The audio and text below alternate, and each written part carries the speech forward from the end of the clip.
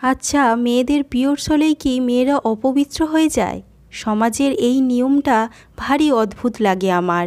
যেটার উপরে মেয়েদের মাতৃত্ব নির্ভর করে, সেটা কিভাবে মানুষের কাছে অপবিত্র হয়ে যায় মাসের ওই কয়েকটা দিন। সত্যি বলতে এখনও এর পিছনের কারণটা আমি বুঝেই উঠতে পারলাম না।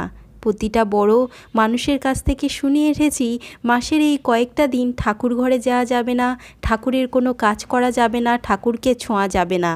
আসলে কি বলতো, এই সব মানুষ গড়া নিয়ম, যেটা আমার ব্যক্তিগতভাবে মনে হয় মানুষই এই কয়েকটা দিন ঘৃণা করতে থাকে, বিশেষ করে মেয়েরা।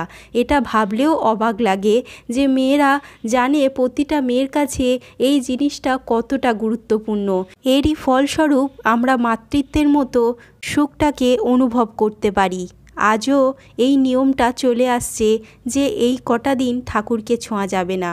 আচ্ছা, ঠাকুর তো সবার মনেই থাকে।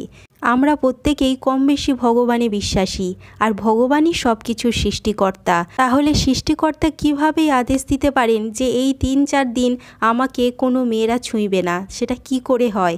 আসল কথা কি বলো তো, সব কিছুই মানুষ সৃষ্টি করেছে নিয়মগুলো। ভগবান একবারও কোথাও বলে দেয়নি যে এই অবস্থায় তোমরা আমাকে সেবা করতে পারবে না বা আমাকে ছুঁইতে পারবে না।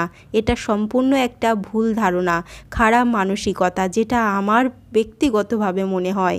তাই আজ আমি সেই পিরিয়ড চলাকালীন ভগবানের জন্য ভোগ রান্না করলাম, আমি আমার বর দুজন মিলে।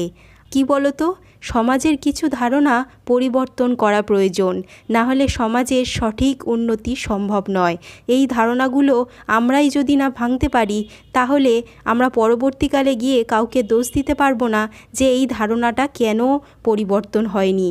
তাহলে প্রত্যেকেই যদি আমরা এই ধারণাটাকে মেনে চলি পরপর, তাহলে সেই ধারণা থেকেই যাবে, পরবর্তী জেনারেশন সেই ধারণাই চলবে।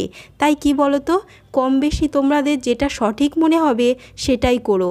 সমাজ যেভাবেই নিক না কেন, মন যেটা বলবে সেটাই করা প্রয়োজন। আর ভগবানকে পাওয়ার জন্য না শুদ্ধ অশুদ্ধ এই সব কিছুই আসে না। মন দিয়ে ভগবানকে ডাকবে, ভগবান ঠিক সাড়া দেবে। ভগবানের কাছে তার কোনো সন্তানই শুদ্ধ অশুদ্ধ বলে কিছুই হয় না। সব কিছু মনের উপর নির্ভর করে।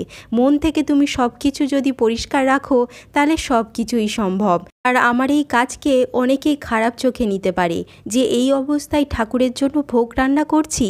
এটা সত্যি বলতে কেউ যদি বলেও থাকে, আমার কিছু যায় আসে না, কারণ আমি নিজেকে মাসের ওই 3-4টে দিনের জন্য অপবিত্র মোটেও মনে করি না।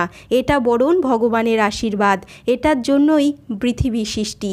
আমরা যদি পরবর্তী প্রজন্ম